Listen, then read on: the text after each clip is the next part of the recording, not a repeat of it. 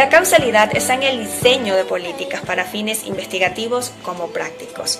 También se establece que es una relación entre dos eventos que sirven para explicar un fenómeno o anticipar los efectos de una decisión. Los modelos de causalidad tienen diversas ontologías y mecanismos de aplicación. Según Jackson, las ontologías filosóficas, es decir, la relación entre la mente y el mundo, pueden ser dualistas y monistas si conciben el mundo como una continuidad de la mente. Las ontologías científicas establece la relación entre el estado de los datos empíricos y nuestro conocimiento sobre el mundo. Puede ser fenomenalista si su conocimiento sobre el mundo se basa exclusivamente en datos observables empíricamente, y transfactual si su conocimiento sobre el mundo se basa también en datos detectables pero no observables. La combinación de la ontología filosófica y científica determina lo que hoy conocemos como las metodologías, que son el neopositivismo, realismo crítico, analitismo y reflexividad. El primer modelo es esta como regularidad. Parte de la conceptualización de la causalidad como relaciones regulares y simétricas, causa-efecto, es decir, una causa origina un efecto. Al existir ausencia de alguno de estos elementos, corresponderá a existir condiciones suficientes y necesarias para esta. Los diseños de investigación habitualmente establecen la comparación de N grande, ensayos controlados aleatorios, y QCA, de conjuntos difusos para la validez externa. La metodología empleada es la neopositivista, que establece que el conocimiento consiste en organizar experiencias pasadas para anticipar situaciones futuras. El segundo modelo es la causalidad como necesidad. Establece la causalidad como relaciones necesarias y simétricas, relación positiva entre variables dependientes e independientes. Busca la causalidad más allá de las correlaciones. Los diseños de investigación normalmente instauran la comparación de N pequeña y los estudios de casos profundos. La metodología aplicada es el realismo crítico. Estipula que el conocimiento va más allá de los hechos para captar procesos y factores no observables que originan los mismos. El tercer modelo es la causalidad como contingencia histórica. Aquí la causalidad es entendida como relaciones contingentes históricas, fundamentadas en conjunto de variables o combinaciones, en donde se alude a la construcción de tipos e ideales como interpretaciones configuracionales del mundo.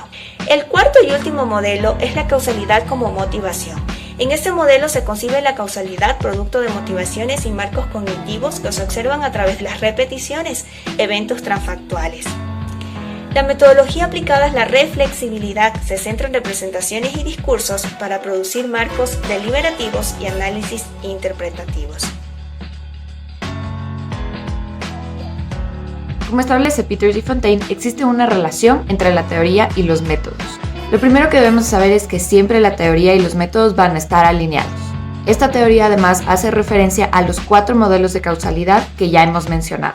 Lo que nos interesa justamente es alinear estos métodos con las teorías o los modelos de causalidad, pero vamos a ver aquí 7 aclaraciones principales.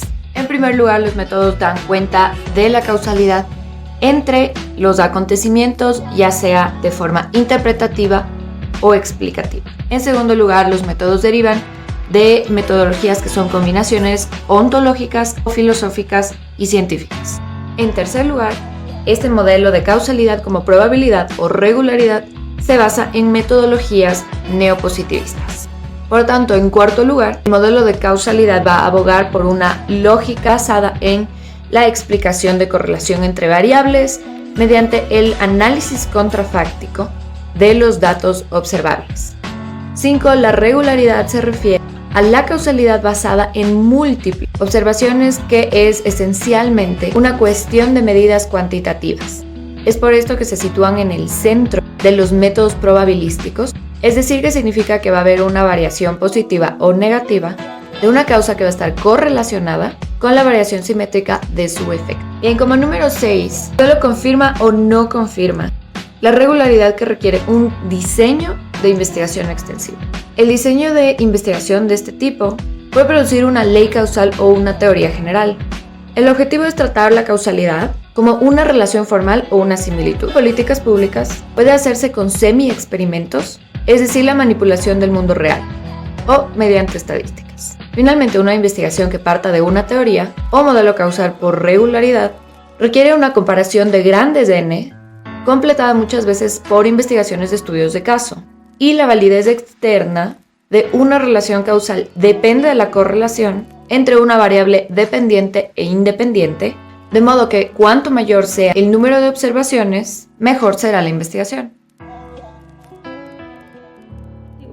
Más bien, lo que Liffard denominaba método comparativo se conoce como sistemas más similares y también posteriormente como sistemas más diferentes.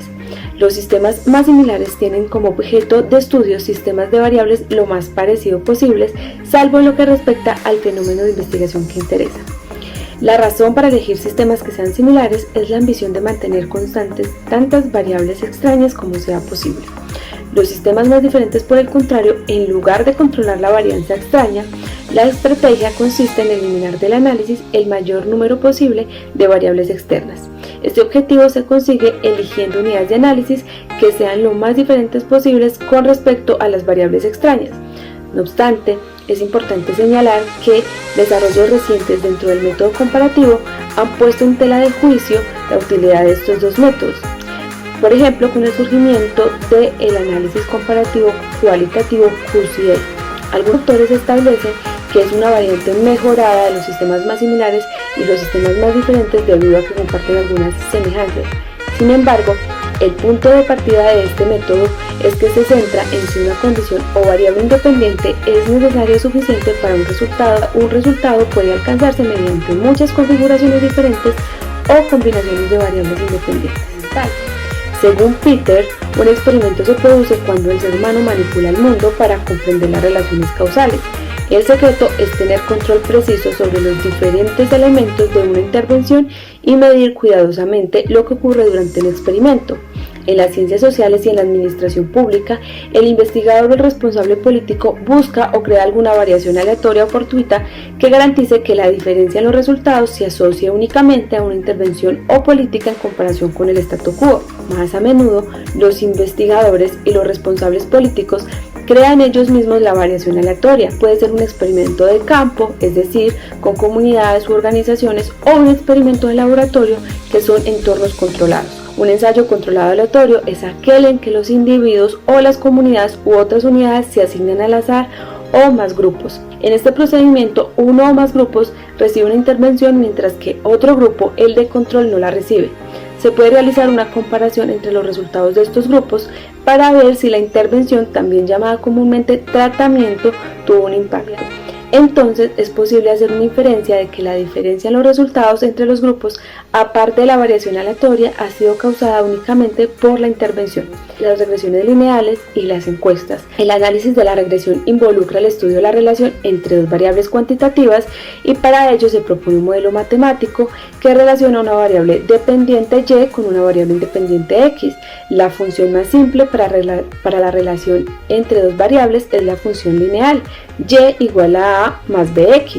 La encuesta, por su parte, permite obtener mediciones cuantitativas de una gran variedad de características subjetivas y objetivas de la población mediante procedimientos estandarizados de interrogación. Normalmente esto se realiza sobre una muestra de sujetos representativos de un colectivo más amplio.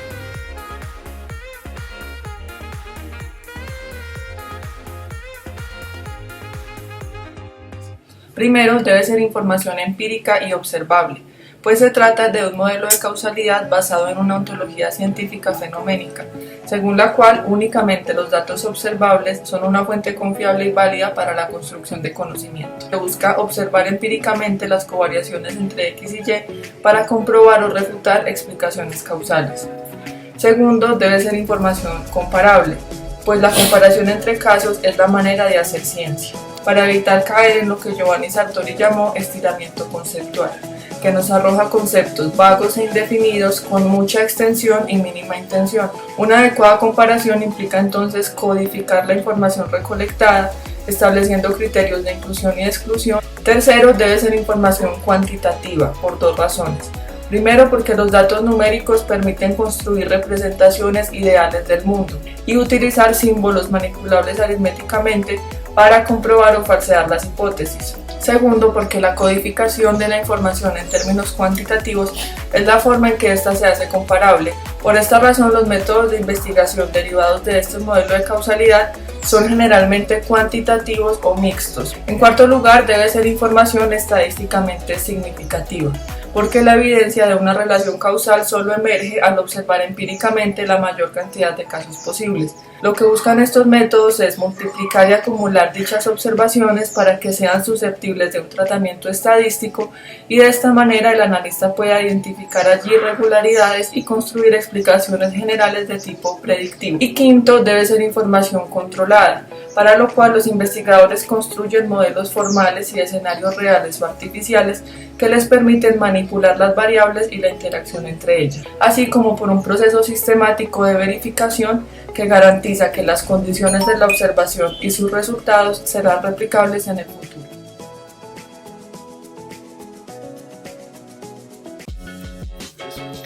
Entendemos que los métodos estadísticos y experimentales están determinados por la producción de modelos formales, caracterizados por la construcción de explicaciones en donde los datos cuantitativos cobran vital importancia al momento de considerar la evidencia. Precisamente que los modelos formales privilegian un tipo de datos o evidencia empírica, dejando de lado ciertas características o variables del fenómeno al no ser observables o cuantificables. El modelo causal como regularidad, incluso partiendo de la codificación de datos cualitativos, procede a la asignación de valores para su tratamiento, es decir, para hacerlos comparables. Se debe tener en claro además que los métodos experimentales han sido un factor crucial para entender o tratar de explicar lo que conocemos como decision making. Al respecto de los métodos experimentales, las fortalezas son se puede observar de manera simultánea la acción de la variable que influye y aquella que es influenciada. Se le considera como el método ideal para la explicación científica, ya que permite llegar a generalizaciones sobre los fenómenos en política. Las explicaciones que se pueden generar a partir de este método son muy sólidas debido al control de la evidencia. Además, lograr la correcta ejecución de un experimento va a determinar los resultados de la intervención, permitiendo así su replicabilidad para futuros experimentos o investigaciones. Sus debilidades son que pueden llegar a surgir impedimentos prácticos y éticos debido a que la formulación de políticas no se lleva a cabo en un entorno controlado como suponen estos métodos. También los métodos tales como la manipulación y control pueden caer en la selección de grupos de sujetos no representativos o caer en sesgos del investigador. Sin embargo, se pueden aprovechar las virtudes del RCT, es decir, el Randomized Control Trial, ensayo controlado aleatorio, y además pueden llegar a ignorar variables que en condiciones naturales afectarían al fenómeno y no se las consideraría. Sobre los métodos estadísticos, sus fortalezas son que generan conjuntos de datos perdurables en el tiempo y espacio, disponibles al público y para futuras investigaciones. Además, debido al auge del software y de los programas estadísticos, se puede llevar a cabo grandes análisis con una gran proporción de datos con relativa facilidad. Sus debilidades se basan en que el número de observaciones necesarias para confirmar o negar la hipótesis es considerable, lo que implica la disponibilidad de cuantiosos recursos.